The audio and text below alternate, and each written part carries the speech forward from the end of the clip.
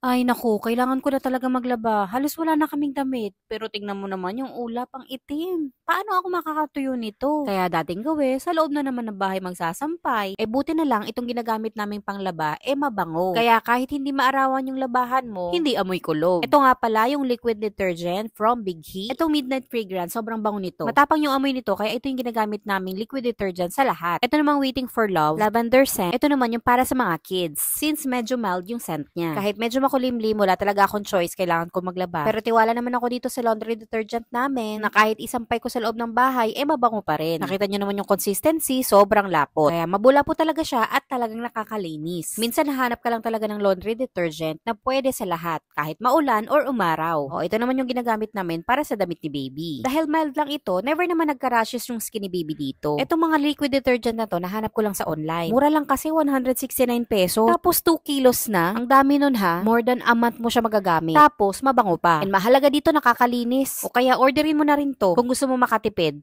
Click mo yung link.